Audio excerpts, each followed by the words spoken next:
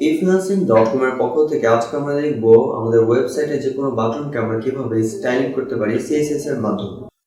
সর্বপ্রথম আমরা আমাদের CSS ফোল্ডারটি ওপেন করে নিই। CSS ফোল্ডারটিকে আমরা ভিজুয়াল স্টুডিও কোডের মাধ্যমে ওপেন করে নিই।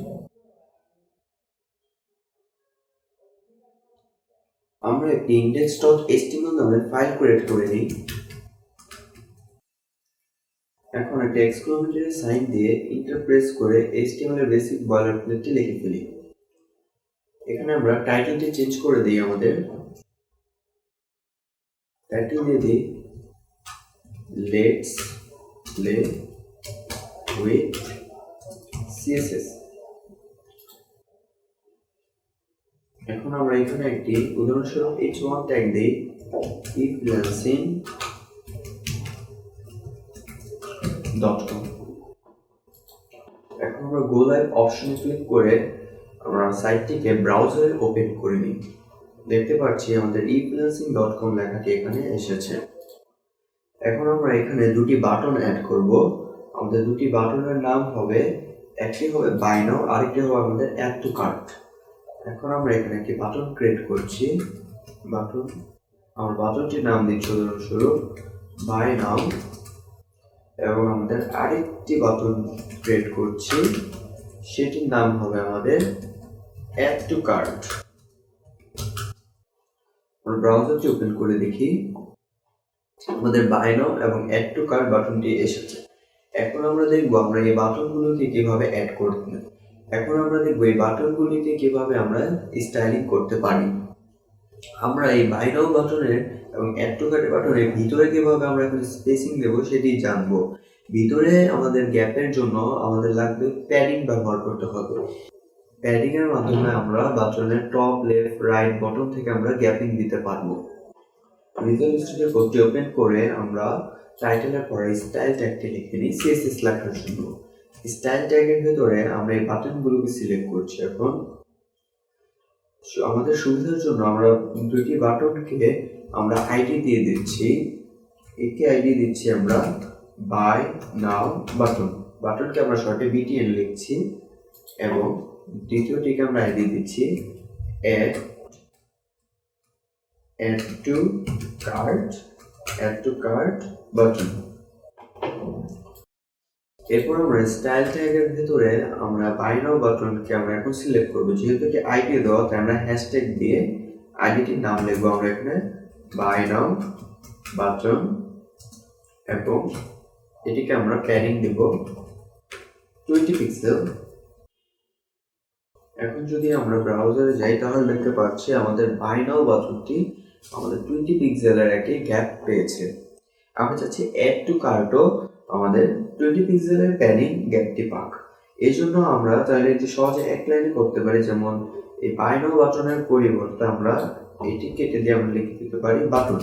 যেহেতু আমাদের দুটি আমাদের সেম স্টাইল পাবে, তাই আমরা বাটনই লিখে দিলাম। আমরা এখানে লিখে দিলাম বাটন প্যাডিং 20 পিক্সেল। তাহলে আমাদের দুটি বাটন এখানে 20 পিক্সেল করে গ্যাপ পেয়েছে। এখন যদি আমরা চাই আমাদের বাটনের ভিতরের এই ফন্ট সাইজটিকে বাড়াতে, লেখার সাইজটিকে আমরা যদি বাড়াতে চাই, তাহলে আমরা এখন লিখব বাটন ফন্ট সাইজ, লিখব ফন্ট হাইফেন সাইজ, উদাহরণস্বরূপ আমি 17 পিক্সেল দিয়ে দিচ্ছি। দেখতে পাচ্ছি আমাদের বাই নাও বাটনের ভিতরের লেখাটি এটি আমাদের বড় হয়ে গেছে, এবং অ্যাড টু কার্টও লেখাটি বড় হয়ে গেছে। এখন আমি চাচ্ছি যে আমার এই বাটনের উপরে যখন আমি মাউসটা নিয়ে যাব, তখন আমার এই কার্সরটা হয়ে যাবে পয়েন্টার টাইপের। এই জন্য আমি দিতে পারি এখানে কার্সর পয়েন্টার। এখন যদি ব্রাউজারটি ওপেন করি, আমি এখন যদি কার্সরটিকে আমার বাটনের উপরে নিয়ে যাই, তাহলে দেখতে পাচ্ছি আমার কার্সরটিকে এটি পয়েন্টার করে দিচ্ছে। এখন আমরা এই বাটনটিকে একটি ব্যাকগ্রাউন্ড কালার দিয়ে দেখব। আমি এটিকে আলাদা আলাদা ভাবে সিলেক্ট করব। যেমন বাই নাও বাটনটিকে আমি এখন, যেহেতু আমি শুধু বাই নাও বাটনটিকে একটি ব্যাকগ্রাউন্ড কালার দিব, সেহেতু আমি এটিকে আইডি হিসাবে সিলেক্ট করব। এই জন্য আমি দিচ্ছি হ্যাশট্যাগ বাই নাও বাটন, এবং এটিকে আমরা দিচ্ছি ব্যাকগ্রাউন্ড। আমরা উদাহরণস্বরূপ এটির ব্যাকগ্রাউন্ড দিচ্ছি ইয়েলো। এখন আমরা ব্রাউজারটি ওপেন করে দেখতে পাচ্ছি আমাদের এটির কালারটি ব্যাকগ্রাউন্ড ইয়েলো হয়ে গেছে এবং এটির বর্ডারটি আমাদের রয়েছে ব্ল্যাক কালারের। আমরা যদি বাহিরের বর্ডার ব্ল্যাকটি যদি না চাই তাহলে আমরা একটি কাজ করতে পারি, আমরা এখানে লিখে দিতে পারি border naan.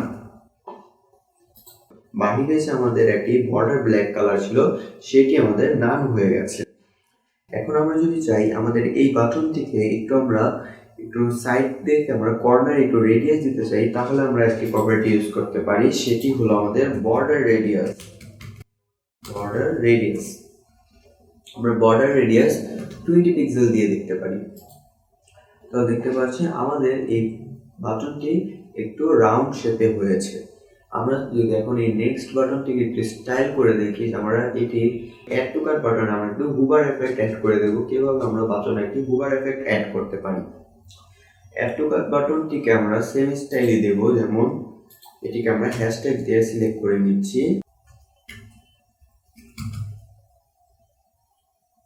Add to cart button. এরপর আমরা এটিকে দিয়ে দিচ্ছি বর্ডার নান করে দিই আমরা, এবং এটিকেও আমরা বর্ডার রেডিয়াস করে দেব আমাদের 20 পিক্সেল।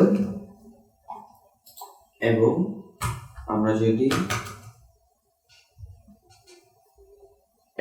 আমরা এটির বর্ডার আমরা নান না করে আমরা এটি বর্ডার করব 2 পিক্সেল সলিড ইয়েলো করে দেব আমরা এটিকে।